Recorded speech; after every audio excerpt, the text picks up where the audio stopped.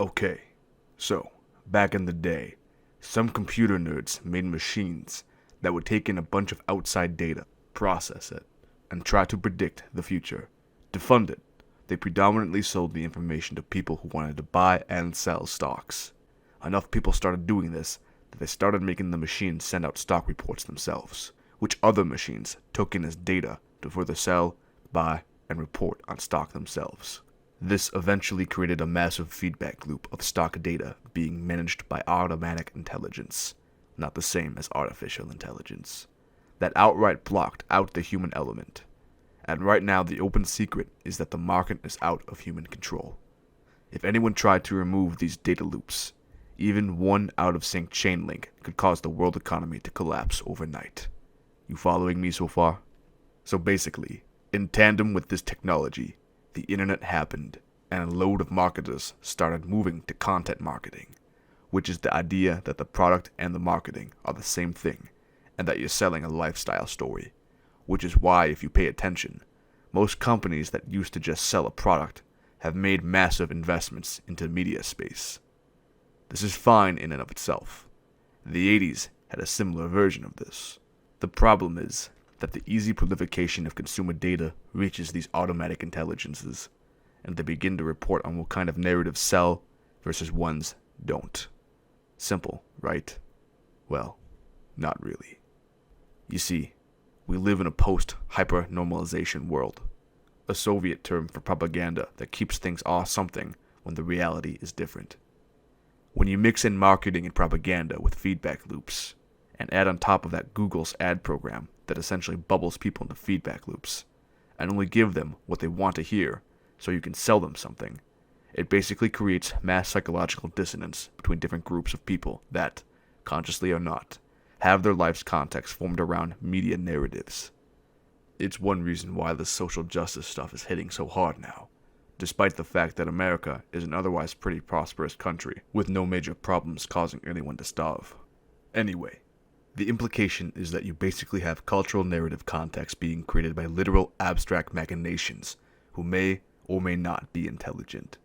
That's no good, because there's no moral preamble to stop the data from trying to get everyone to kill each other. See, people keep thinking the robot revolution is going to be Terminator, but it's going to be more like The Shining. So people have their lives contextualized by human machinations, which, okay, is pretty bleak, but not outright destructive, right? Just a bunch of consumers being taken for a ride, right? Well, no. You see, the consequence of religion more or less falling out of style in the public consciousness is that there's no longer a single common cultural narrative. So you just don't get to see Tim at Sunday school. So what? Well, the larger point of contention is that there's always been a considerable percentage of any population that gives way to fanatic behavior, which, in antiquity, usually meant religious fanaticism. But if the narrative of religion is weakened, and the only other alternatives to narrative are autonomically generated content marketing narratives too shallow to really make a lifestyle out of, you run into a phenomenon where a percentage of the population essentially migrated between brands in a pseudo-idolatrous methodology. When you really come down to it, a fan base is literally just the same thing as a cult. They both act as a community that bring people together to discuss a specific narrative, except the religious ones actually at least try to offer the illusion of being beneficial to society at large, while the autonomic models are there purely for profit and offer hedonic sensory overload to compensate for any shallowness. Did you ever stop to think about how we live in a world where a bunch of people do crazy shit over cartoons, harass people, send death threats, sell cars for sauce, etc.? Do you really think that's just normal behavior? No. Those sorts of people would have been in a fucking monastery a couple of 100 years ago. They're fanatics, pure and simple. Nothing wrong with being a fanatic if it's constructive, but these narratives don't have that interest in mind. So, to put it bluntly, we quite literally live in a society where abstract mathematical formulas are in charge of a market that pretty much doesn't sell products anymore, and is more focused on selling narrative scams based on the parameters from these algorithms.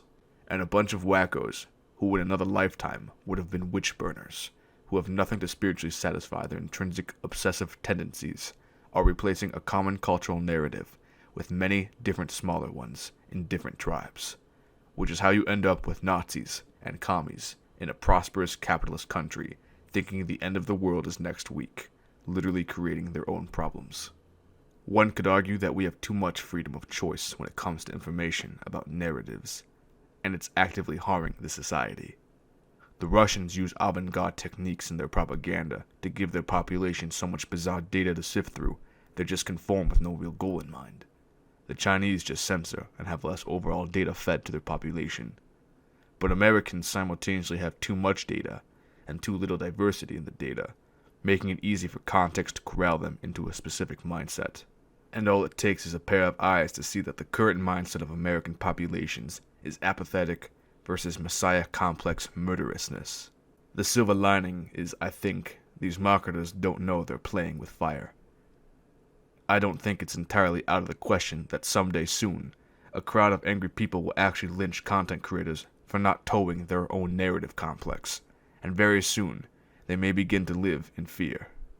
People think this sexual harassment stuff is a big happening, but I think it's only going to be a drop in a larger bucket that'll be the 2020s. If not apocalyptic, they'll be interesting times.